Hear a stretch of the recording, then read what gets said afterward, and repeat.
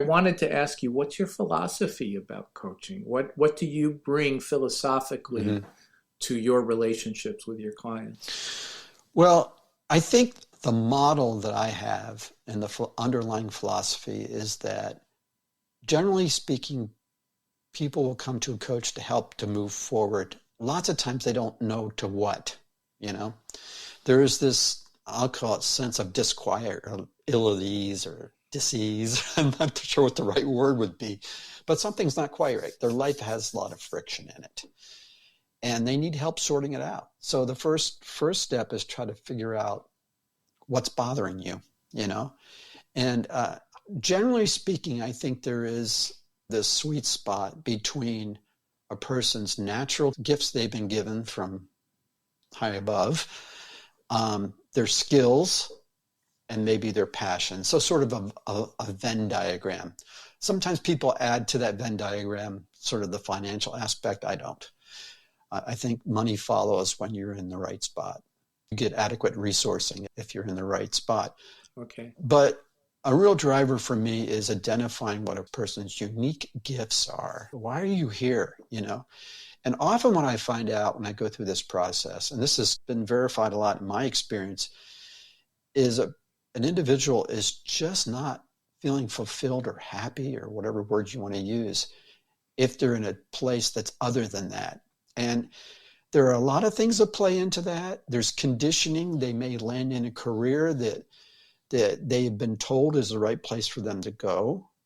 They may have had some skills. They may be okay at a certain thing that drives them into a career. And you and I have talked about that in context of legal profession and other things, where they might be, competent, but it's not really what lights them up.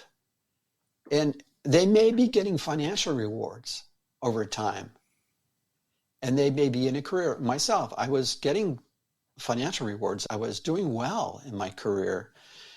And I thought it was because I was a technologist and I was a good leader in technology. Well, it turns out I was okay at that, but it was really driving change and the people aspect that I later discovered over time that was really lighting me up. Okay. So this discovery process is trying to help people understand, discover who they really are. Why are they here? It's the big questions, right? Yeah, So yeah. that makes a lot of sense to me. I mean, you talked about the Venn diagram, and Mhm. you're trying to help people discover sort of the marriage Yes. of their natural gifts, the skills they've developed, and their passions. Right. And if they can figure that out, if they can understand themselves better in those three areas, then they'll have a clearer sense. And you mentioned clarity a few times Yeah. too. They'll have a clearer sense of what career path they should be taking, or that might be most fulfilling to them. Is that a good summary? Yes, it is. Okay. In the coaching that you do you see some common themes in your clients, some common issues that they grapple with? And if so, how do you help them navigate those issues? Right. Well, I'd say there's a couple that come right to mind immediately. One is dealing with fear. Mm, Um, yeah. People have a sense of being stuck because for various reasons. But typically what you'd find out pretty early on is they'll articulate to you exactly what their next step should be, but they won't take it Yeah. because their fear of failure, fear of, fear of success sometimes. I know that sounds weird, but if you're successful in something that you're not currently doing, that's change. People don't like change. We are biologically wired to resist change. So that's one thing obvious to most people is fear, but how pervasive that is and in the nuance of that, I don't think is that obvious. The other thing is understanding what I call conditioning, and this is like the B.F. Skinner kind of conditioning, I guess, conditioned response over time. But it's more messages that have been given to you and your family or your friends or your social group. I would go so far as to say it's beyond bias. It's beyond that kind of conditioning. It's more even into the realm of what I would call paradigms. I'm a big paradigm guy. Shout out to Joel Barker, The Business of Paradigms. I'm thinking of Thomas Kuhn. Well, that's the source, Thomas Kuhn. I read that Scientific freshman year revolution. in college, and it stuck with me since Yes, then. and Right. it's you reject at the subconscious level data that can contradict. So I've talked to people, they just thought this was their career path, but they didn't get validation in their career by their own feeling of fulfillment and significance and flourishing, but they wouldn't let go of that.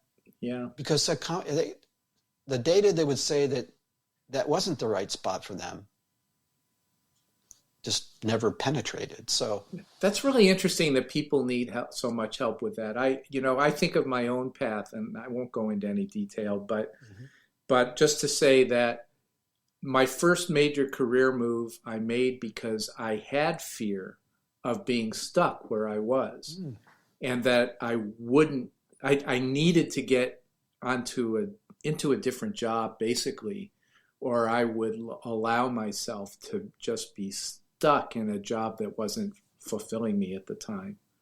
Do you ever see that in your clients? Yes. Okay. Yes. I mean, fear can operate in both places. It can give you either positive or negative momentum moving forward. And in one of the coaching frameworks that Thomas Leonard put forth was, do you feel like you're moving towards something? Or are you moving away from something? That's interesting. Yeah. Are you trying to leave your job, or are you trying to find the job that really would be meaningful to you? I assume it's a spectrum, and it's really something of both, but which one dominates is going to vary from It's person going to to vary. person. Yeah. That's interesting. What else? You mentioned fear, but what else do you see? I think you said there was a second thing that. Well, people conditioning, commonly grapple with. and we talked it's about the conditioning. Okay. Yeah, and I will mention a book by John Acuff called Soundtracks. It's a good one for listeners to check out. It's this idea of the tapes that run in your head, right? And just being aware of them, bringing them into your consciousness, I think is very helpful for anyone. Those are really very typical things. And then, when you get into typical problems that I get into in the career space, like my relationship with my boss and those sorts of things, then you get into other really more specific things like, well, are you helping your boss be successful? Are you waiting for your boss to make you successful? Because you're not going to be successful until you help your boss be successful. So, there's things like that. Right. Yeah. Kind of gems of wisdom from experience. Yeah. Things that work, which might move a little bit into mentoring, but they're really still coaching. How do you know when you've been successful in coaching a client? Well, it goes back to the initial tee-up question you had for me is, what's my framework, or how do I approach things, my process? And I start with the paradigm of, again, are you operating in your gifts? First of all, coming to an understanding and clarity, and then actively moving forward towards that. Are you on a vector? Are you moving towards that or not? So it's not necessarily have they reached the end goal. No. But are they on a better path in moving in the right direction, kind of? Right. Because it's the end goal. I mean, actually, that's another framework. What is the end goal? Get off the outcome is another coaching framework. It's people focus so much on the outcome that they don't see the journey. And it's a lot like climbing a mountain. You get the false mountain shoulder effect where you don't have enough visibility forward to ultimately really know what that destination is going to be. You want to go up.